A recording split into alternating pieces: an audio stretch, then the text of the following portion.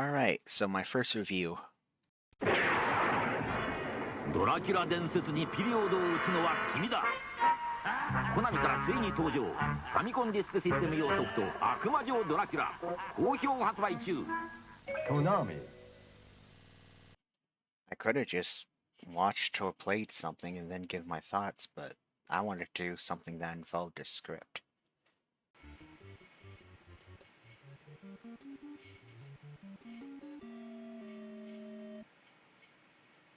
I couldn't do that.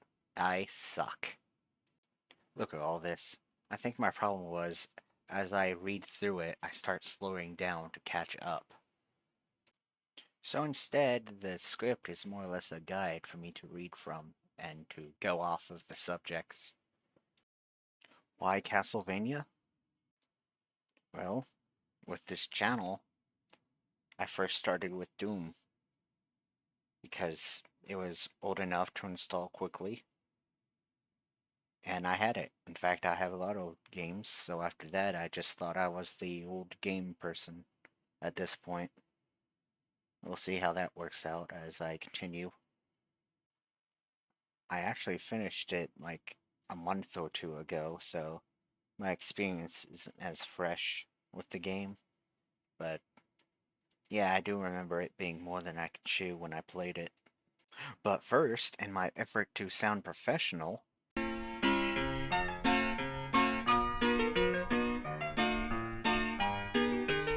company that made the game, Konami, was founded in 1969. Nice. Their first technical video game was a game called Blockyard, a clone of Breakout. It was coin-operated, released in 1977. We actually wouldn't see any of their video games overseas until 1979. Their first attempt at a platformer, as far as I can tell, was in 1983 with a game called Rock and Rope.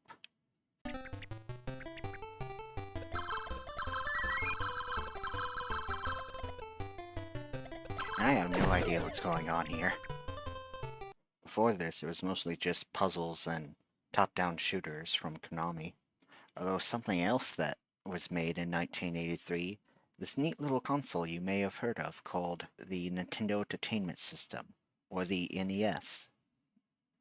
Nintendo's history is even longer, dating back to 1889, when a Japanese craftsman whose name I'm not going to pronounce founded the company to produce handmade Hanafuda cards. And the first time I've heard of those were in Jackie Chan Adventures. The scroll speaks of the legendary Hanafuda, an ancient deck of cards. My mommy told me of these cards when I was young. More fairy tales! Cards not important! But legend indicates that the cards are magic. Anybody remember that show? After entering various lines of business, they began producing toys in the 1960s, and later video games. Their first arcade game was in 1973 called Laser Clay Shooting System.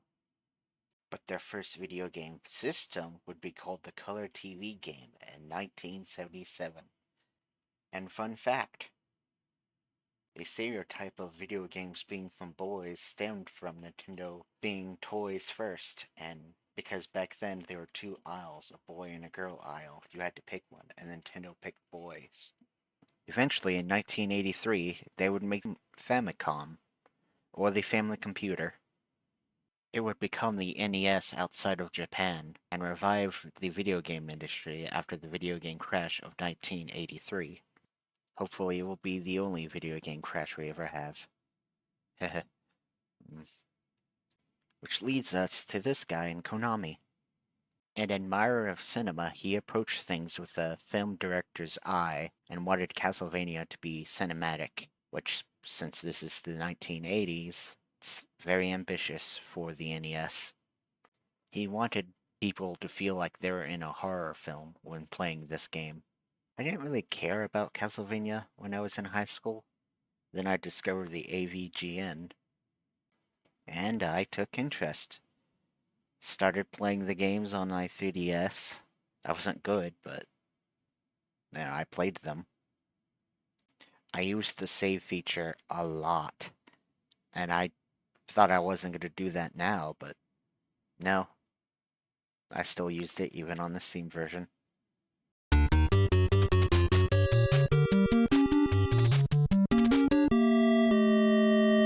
Look, most stories you get at the time is by manuals.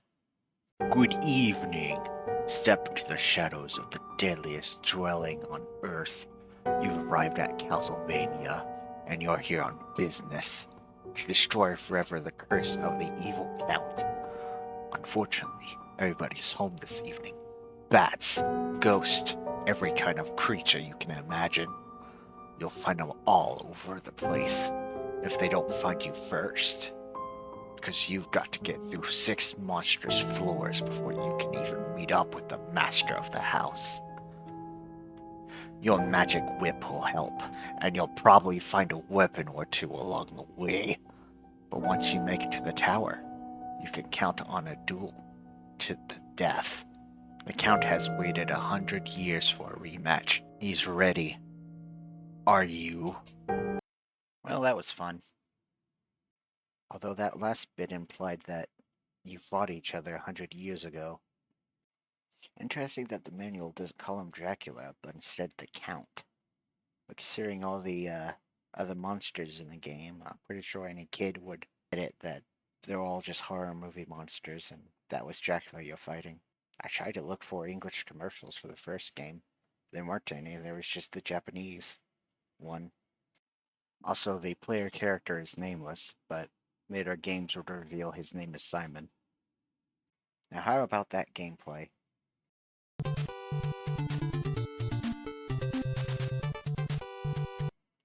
Well, the movement is stiff, like I move in one direction, and mid-air I can't really change direction as good. Also, I don't know if this was a problem with Steam, but I had trouble getting my PlayStation controller working. You'd have to predict what monsters will appear at the end of a screen, or just know what's going to happen through trial and error. Now let's talk about weapons. You have your magic whip, something that you can power up or replace with the Morning Star, which at first I thought was just a bow and arrow sprite. I didn't realize it was a sprite of a whip, making my whip longer. At first, I thought the double shot and triple shot power-ups were what was making my whip stronger. But no, I'm just stupid. Instead, those make you throw weapons faster. Something in my playthrough I didn't even notice. I'll take it. The dagger is pretty basic, but it gets the job done. The axe basically makes you that enemy from Super Mario Bros. The fire bomb, which I thought was holy water at first. I gotta say, I didn't think much of it at first. More on that later. It has a limited range, that being right in front of you.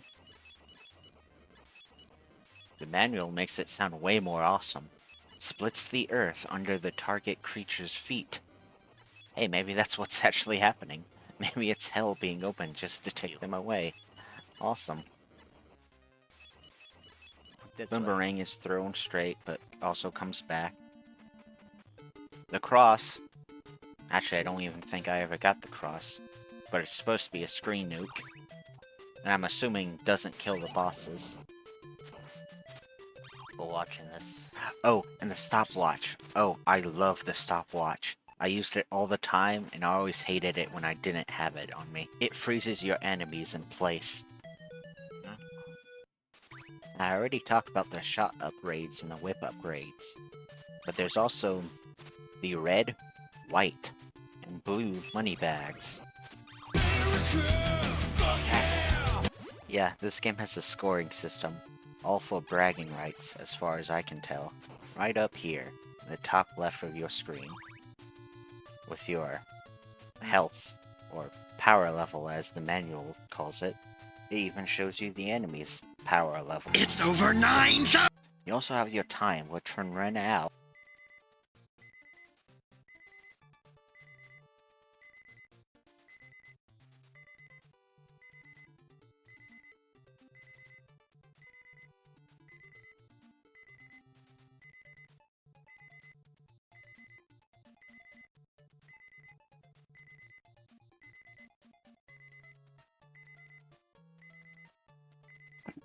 you die for some reason. Game also has lives. And you can see how many hearts you have, which in the Castlevania series are everything but your actual health. In this game, it's your ammo for your weapons. There are small hearts, and there are big hearts. The big hearts are worth 5 small hearts. You find them by outing your enemies, or by breaking candles like an asshole. But how do you actually heal?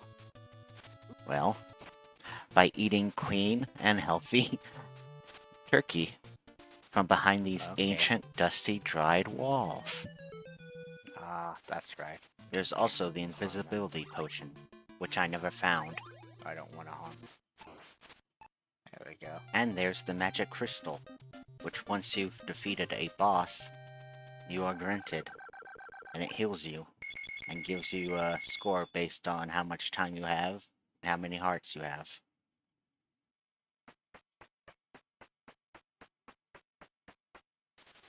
Throughout the game, you will encounter classic monsters, such as the zombie, the first enemy you meet, and which also gives you the lowest amount of points. Next is the leopard, which I was dumb enough to think was a dog. And I think I only ever hit it like once. Is that dog just gone? You barely see them in the game afterwards. What? They're faster than zombies. Come on. And you need to crouch down to hit them. The vampire bat, which I assume flies at the same speed as a leopard, and would have the same health. The black knight, and the first enemy that takes more than one hit from a fully upgraded whip. And I've also noticed, doesn't attack you with a weapon, instead it just walks into you and hurts you on contact. Huh. The Medusas? Fuck, I was wondering about these things. This is my second time playing, and I don't remember having such a difficult time on a 3DS. I think I may have just blocked the memory. You can see here how they move in a zigzag formation. Ghost, which are represented by floating skulls on fire. Badass. They float and are slower than bats, but have more health. Hunchbacks are annoying little men when in groups. They hop around either by a little or a lot. No wonder they can't get any gypsies. Ravens function the same as bats, but I think they're a little faster. White skeletons. Skeletons that throw what I assume to be the bones of someone else. But then where do those bones come from? Are the bones from other people that Dracula has killed? Throwing bones of more potential skeletons seem rather wasteful, especially if those bones can apparently hurt you. Huh. Next, Dragon Skull Cannons. Well, cannon, but I want to say cannons because there's more than one head. I mean, I guess it counts as one full cannon that has 2 ends. It shoots fireballs at whatever direction you are in. Fishmen will climb out of the water and also climb the caves. They also attack by just touching you. Red skeletons. They're the dry bones of Castlevania. You kill them and they reform a second later. Also, the artwork has them standing over a pile of bones and a liquid falling out. Skeleton dragons are barely dragons. They move like this and spew fireballs. They also take a few hits to take out, so be careful. Sorry, I like to play this in class. The Axeman is a variant of the Black Knight. He's an annoying bastard, especially when surrounded by other enemies, as he throws his axe as if it was a boomerang. He also has a shield. Eagles are huge and tend to carry hunchbacks just to be more annoying. And that's it for the basic enemies. I mean, technically there is the Phantom Bat, which acted as the first boss you ever fought, but then later it becomes a recurring enemy, just to show how much stronger you have become. Really, it just might be more placement of them more than anything that makes them so difficult. Like the first time you fought them, I just wanted the bat to be closer so I can actually hit them. And now bosses. Queen Medusa who unfortunately upon death doesn't kill all Medusas everywhere. I'm sorry. There we go. Mummy Man. They're slow, but will attack Oh, it is. using bandages. Okay. Attacking either will damage the both I of don't them. think it is. Frankenstein and Igor. Really, Igor is the more annoying of the two, and he's just a hunchback boss health. And then there's the Grim Reaper, who I would think would be a higher rank than Dracula, but no, he works for Dracula. Well, it's been fun, but now we've reached the end boss, Dracula, complete with 2 forms. I'd recommend going back and hitting all the candles past the loading screen. That way you can stock up on hearts. It actually took me a while to notice, but what you're supposed to do is aim for his head. Aiming lower than his head won't do anything. And once he's damaged enough, he will have a second phase. His head will fly off, which I'm sure is graphic for this time period to have in a video game. And he becomes this. Do what I unintentionally did and use the firebomb. It's really hilarious. And I wish I knew about it earlier.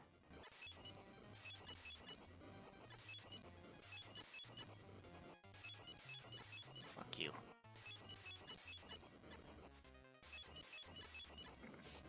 I don't think this is the way it's meant to happen, but okay. This is great. I love this. Just call me a priest who even needs a Belmont. I love this game. So since I was missing some footage, I decided to go and get some from someone else. This guy. And yeah, I discovered that this was a common strategy. I've clearly been sleeping on the firebomb. So anyways, you killed the final boss. And with the death of Dracula, the castle crumbles for some reason. And you did it. You've won Castlevania. Good job. Also, the credits just make references to a bunch of movies and movie actors. And now music. I like it. I feel like I never give music enough credit, because it's always back there in the background, you know?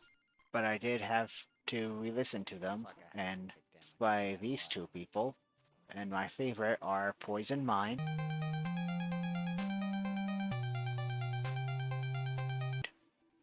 and Vampire Killer, which I believe is a favorite of many. It is the main theme of Castlevania, after all.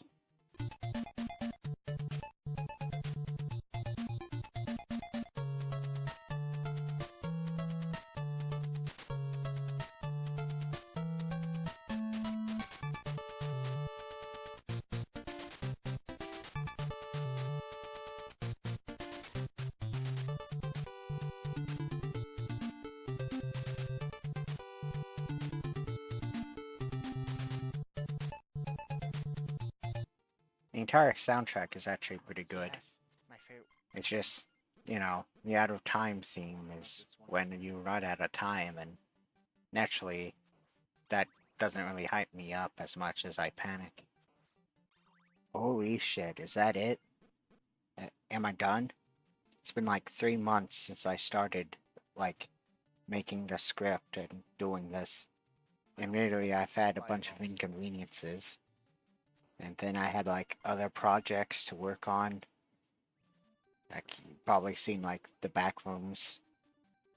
Yeah, I started this, like, 3 months ago. Jesus.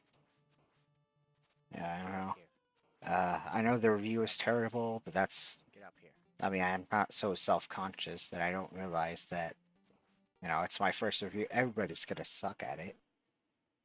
I just wanted a script to work off of and something longer to do. And, yeah, I did it. Go me. I don't really know how to end this. Other than, an inside joke. I write the best reviews. It's better than my sister's. Yeah!